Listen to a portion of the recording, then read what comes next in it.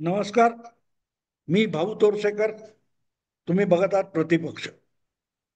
मित्रांनो, कधी कधी माणसं जे बोलतात ते त्यांनाही माहिती असं आपण हजारोंदा खोटं बोलतोय. आपण पोकळ बोलतोय, आपण निरर्थक बोलतोय, हे त्यांनाही माहिती असतं. पण ते सुद्धा ठासून बोललं तर लोकांचा विश्वास बसेल म्हणून अशी माणसं तावा तावाने बोलत असतात, आवेशपूर्ण बोलत असतात. दम नसतो त्याच्यात. मला एक खूप जुनी गोष्ट आठवते. साधारण 40 वर्षापूर्वी मुंबईत होळीच्या निमित्ताने हिंदी भाषिक लोकांचा एक कार्यक्रम व्हायचा.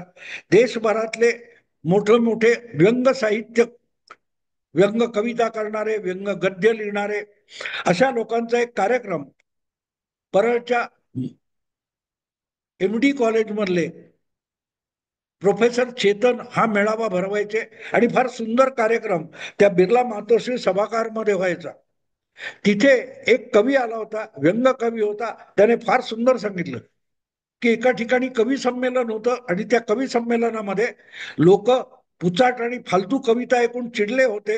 म्हणून जो जो कविता म्हणायला उभा राहायचा कवी, त्याला दगड मारून, अंडी मारून, सडलेले टोमॅटो मारून ते श्रोते पळवून लावत होते. अशा वेळेला एक नवा नवा कवी उशिरा पोहोचला होता. त्याला ह्या आयोजकांनी घाई गर्दीने स्टेजवर नेला आणि समजावलं, बाबा लोक जरा अस्वस्थ आहेत, जरा चांगलं वीरश्रीपूर्ण बोल, की लोकांच्या अंगामध्ये वीरश्री संचारली तर मग लोक शांत होतील आणि पुढचं कवी संमेलन चांगलं होईल. आता हा चतुर नवा कवी जो होता, यांनी मनातल्या मनात म्हटलं, वीररसपूर्ण कविता म्हणजे काय असते, काय मोठा वीररस. तावा तावाने बोललं की वीररसपूर्ण. म्हणून तो सरळ एक सिनेमातलं गाणं त्याला आठवतं, तेच म्हणायला सुरुवात करतो. चलो दिलदार चलो, चलो दिलदार चलो, चांद के पार चलो.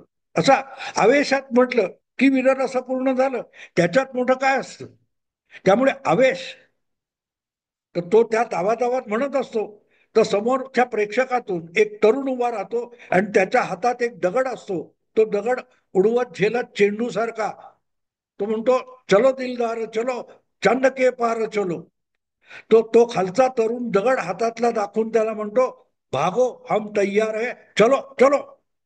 तर सांगायचा मुद्दा असा की ज्या वेळेला माणूस खोटं बोलत असतो, आवेशपूर्ण बोलत असतो, तेव्हा एक लक्षात ठेवायचं, त्याच्यात बिलकुल दम नाही. तो स्वतःच घाबरलेला आहे आणि आपण घाबरलोय हे लपवण्यासाठी तो अधिकाधिक तावातावात बोलत असतो. आणि ही गोष्ट अनेकदा आपल्याला बघता येते. राहुल गांधी बघा, उद्धव ठाकरे बघा, ही माणसं बघितली. केजरीवाल आता गेले जवळजवळ आपण 3-4 महिने आपण केजरीवाल हे नावच विसरून गेलोय. अन्यथा राष्ट्रीय माध्यमामध्ये हिंदी इंग्रजीमध्ये रोजच्या रोज आम आदमी पार्टी केजरीवाल, आम आदमी पार्टी केजरीवाल. 8 फेब्रुवारी पर्यंत, 8 फेब्रुवारी 2025 पर्यंत आपण रोजच्या रोज राष्ट्रीय माध्यमामध्ये केजरीवालाविषयी यायचा. रे दिल्ली किती राज्य आहे, एक केंद्रशासित प्रदेशाचं ते राज्य आहे. तिथल्या मुख्यमंत्र्याचे अधिकार मर्यादित आहेत. आणि तेवढ्या पुरता असलेला आम आदमी पक्ष आणि त्याचा सर्वे सर्व नेता केजरीवाल यांनी पैसे देऊन, सरकारी खजिन्यातून पैसा ओतून ओतून दिल्लीच्या आणि राष्ट्रीय माध्यमांना एवढं खिशात टाकलं होतं की केजरीवाल बोलेल ते ब्रह्मवाक्य, ते वेदवाक्य अशा स्वरूपामध्ये केजरीवालला नको तितकी वारेमाप प्रसिद्धी दिली जात होती. आणि केजरीवाल जगातल्या कोणालाही धमक्या देत होता. तुम्हाला आठवत असेल तर सगळ्यात पहिल्यांदा ईव्हीएम या मतदान यंत्रावर शंका घेणारा माणूस सुद्धा केजरीवाल होता. 2013च्या विधानसभा निवडणुका झाल्या तेव्हा केजरीवाल ने बीजेपी ईवीएम में भी गडबड कर सकती है असं म्हणून आपल्या कार्यकर्त्यांना, आपल्या स्वयंसेवकांना, जिथे मतदानाची यंत्र ठेवली होती मोजणीसाठी आधी आणून, किंवा मतदान झाल्यावर तिथे रात्र रात्र लोकांना जागत बसवले होते. पण त्या 2013च्या निवडणुकीत मोजणी झाली आणि नंतर परत एकदा 2015च्या निवडणुकीत मोजणी झाली. त्या दोनही वेळेला केजरीवाल ईव्हीएम वर शंका घेत होते. पण त्यांना 70 पैकी 67 म्हणजे जवळजवळ सगळे जागा मिळाल्या. तेव्हा त्यांनी चकार शब्द काढला नाही त्या ईव्हीएम बद्दल. तर सांगण्याचा हेतू हा मित्रांनो, की माणसं आवेशपूर्ण बोलतात तेव्हा ती पोकळ असतात हे लक्षात ठेवायचं. पण अनेकदा अशा पोकळ गोष्टींना सुद्धा माणसं घाबरतात. आपण घाबरतो. आपण रस्त्यावर एक भुंकत कुत्रा अंगावर आलं तर घाबरतो. पण कुत्रा घाबरण्याचं मूळ कारण असं असतं की कुत्राच घाबरलेला असतो. तो समोर कोण अनोळखी माणूस येतोय किंवा कोणतरी अनोळखी येतोय, अनोळखी प्राणी येतोय, म्हणून कुत्र्याच्या मनात शंका निर्माण होते आणि त्या शंकेचं भयामध्ये, भीतीमध्ये रूपांतर झालं की तो मी सावध आहे, मी सावध आहे असं सांगण्यासाठीच जोर जोरात भुंकायला लागतो. जी गोष्ट कुत्र्याची आहे तीच सामान्यतः माणसांची असते. आणि म्हणून जेव्हा एखादा माणूस आवेशपूर्ण बोलायला लागतो तेव्हा समजायचं की हा मनात आणि आतून खूप घाबरलेला आहे, हा पोकळ आहे, हा धाडसी नाहीये, हा मर्दानगी असलेला माणूस नाहीये. आणि नेमकी तीच गोष्ट केजरीवालाची होती. म्हणून तुम्हाला आठवत असेल तर जवळजवळ 5-6 महिन्यापूर्वी जेव्हा 2025च्या वर्षाचा आरंभ झाला आणि दिल्लीच्या विधानसभा निवडणुकीचे वेध लागलेले होते, सगळे लोक दिल्लीत काय होणार, दिल्लीत काय होणार, कारण त्याच्या आधी अवघं 2 महिने महाराष्ट्रातल्या निवडणुका झाल्या होत्या आणि लोकसभेला प्रचंड मोठं यश मिळवणाऱ्या महाविकास आघाडीचा महाराष्ट्राच्या विधानसभा निवडणुकीत अक्षरशः सुपडा साफ झाला. 48 मध्ये 31 जागा जिंकणाऱ्या महाविकास आघाडीला त्याच्या दुप्पट जागा सुद्धा विधानसभेच्या आमदारांच्या निवडून आणता आल्या नाही. 31 खासदार असलेल्या महाविकास आघाडीला विधानसभेमध्ये 31 जुने 62 इतक्या जागा सुद्धा मिळाल्या नाहीत. दीडपट जागा मिळवताना मारामार झाली. 31 × 46 होतात, तेवढ्याच जागांवर महाविकास आघाडीला समाधान मानावं लागलं. आणि इतकी प्रचंड मोठं यश महायुतीला मिळालं, भाजपला मिळालं की त्यामुळे आपलं दिल्लीत काय होणार, लागोपाठ 10 वर्ष आपण मुख्यमंत्री म्हणून दिल्लीचं पार वाटोळं करून टाकलंय. आणि त्यामुळे जितकी नाराजी लोकांची आपल्याला दिसते ती झाकण्यासाठी केजरीवाल तावातावाने धादांत खोटं, अखंड खोटं, रेटून खोटं बोलत होते.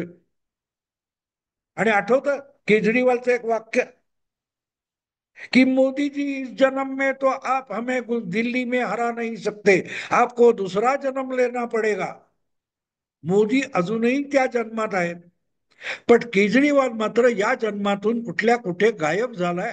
कारण 8 फेब्रुवारी 2025ला दिल्ली विधानसभा निवडणुकीच्या मतमोजणीचे निकाल समोर आले आणि 67 किंवा 63 आमदार इतक्या प्रचंड बहुमताने 10 वर्ष मुख्यमंत्रीपदी असलेला केजरीवाल सारखा माणूस हा दिल्लीतून जवळपास परागंदा झाला.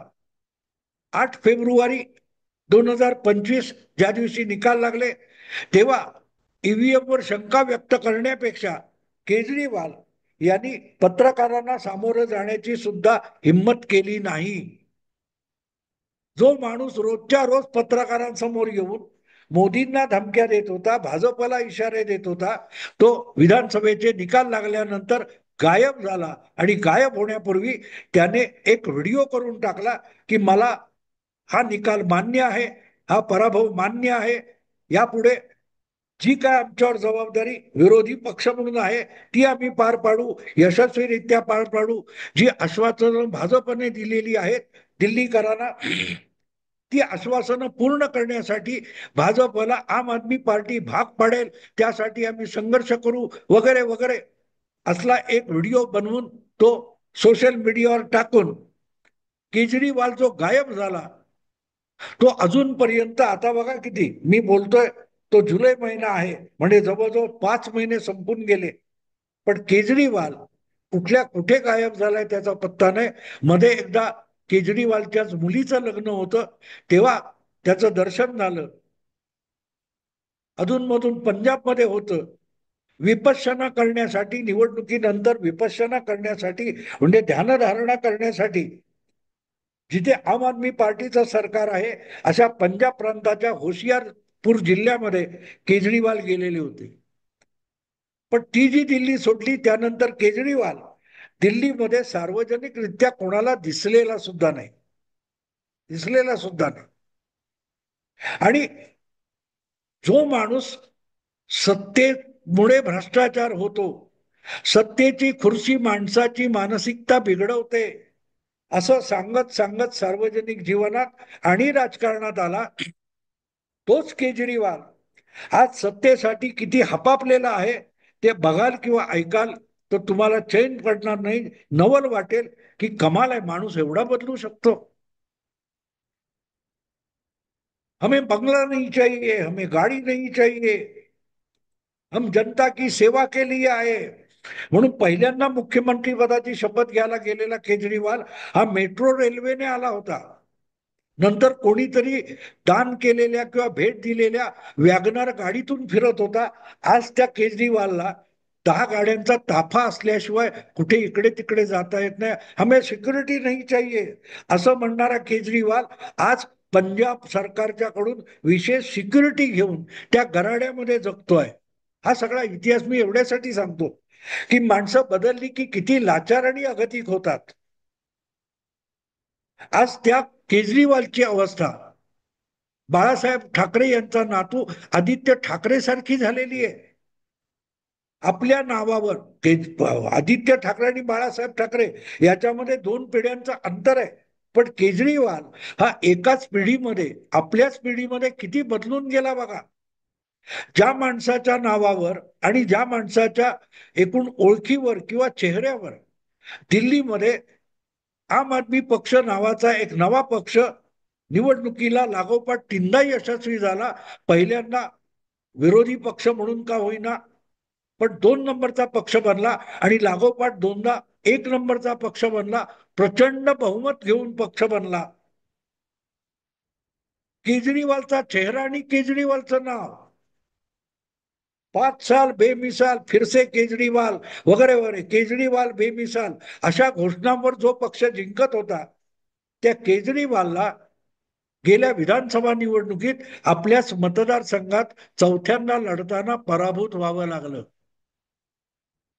आणि आज अशी परिस्थिती आहे की केजरीवालने ज्यांना तिकीट विकली वाटली आमदार केले खासदार केले त्यापैकी कोणीही केजरीवालसाठी एक राज्यसभेची जागा त्याला हवी आहे ती द्यायला तयार नाही,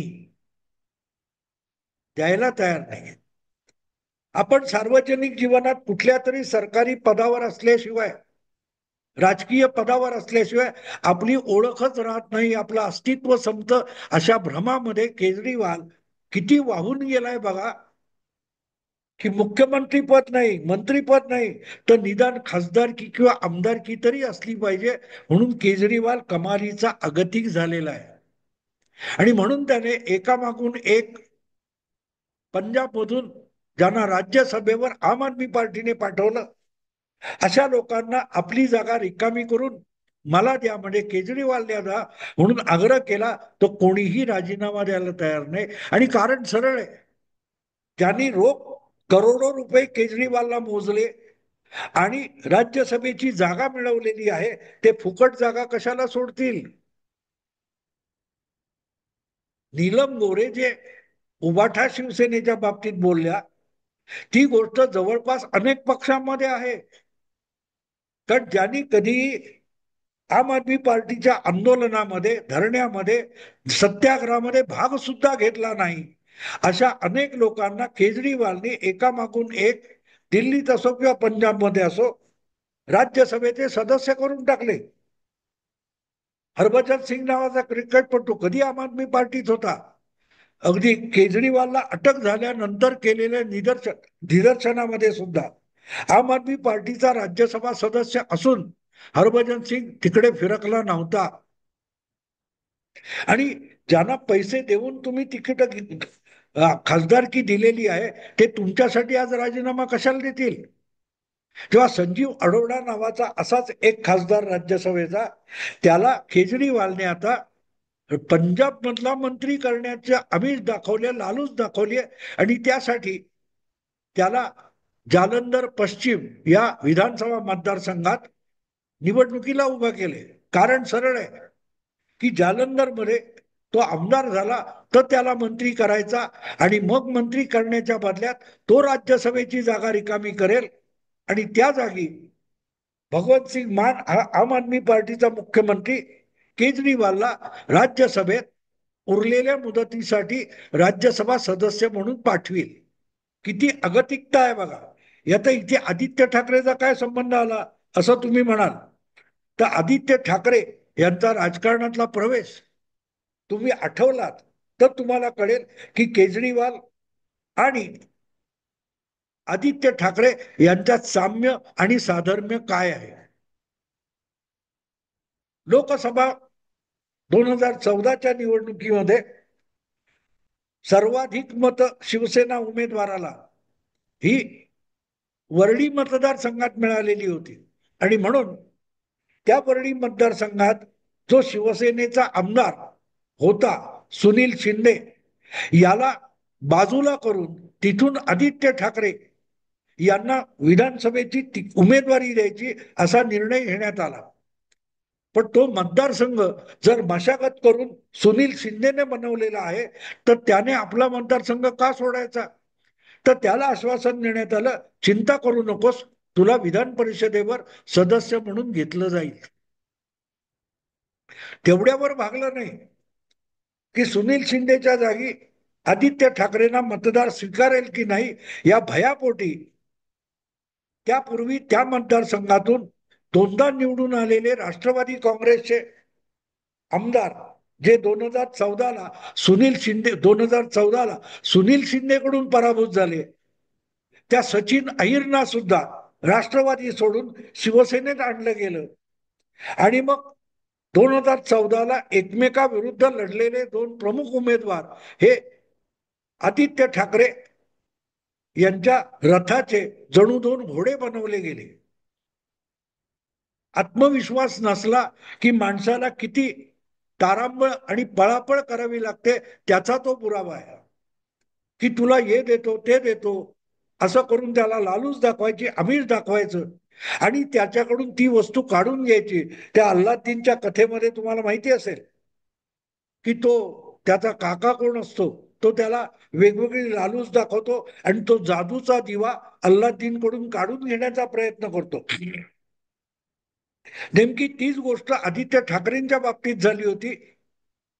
शिवसेनेतर्फे जिंकलेला आमदार त्यालाही बाजूला बसवायचं आणि त्याच्या विरुद्ध हरलेला असे पहिल्या दोन्ही क्रमांकाचे उमेदवार हे आदित्य ठाकरेंच्या रथाचा घोडा बनवायचं आणि विजयी वाटचाल सुरू करायची. नेमकी तीच अवस्था केजरीवालची आहे. आज त्याच्यासाठी त्याने ज्यांना तिकीट विकली असतील किंवा असंच अगदी कोण कोण आहेत त्या लोकांना स्वाती मालीवाल वगैरे त्या लोकांना केजरीवालसाठी राजीनामा द्यावा वाटत नाही. याचं कारण सरळ आहे त्यांना माहितीये केजरीवाल हा विषय राजकारणातून संपलेला आहे. जर दिल्लीमध्ये केजरीवाल आपली विधानसभा क्षेत्र जिंकू शकत नाही विधानसभेचं बहुमत सुद्धा साधं आणू शकत नाही तर पुढच्या वेळेला पंजाबमध्ये सुद्धा केजरीवालच्या नावावर विधानसभा निवडणूक जिंकणं अशक्य आहे हे आम आदमी पार्टीचे जवळजवळ सगळे नेते ओळखतात.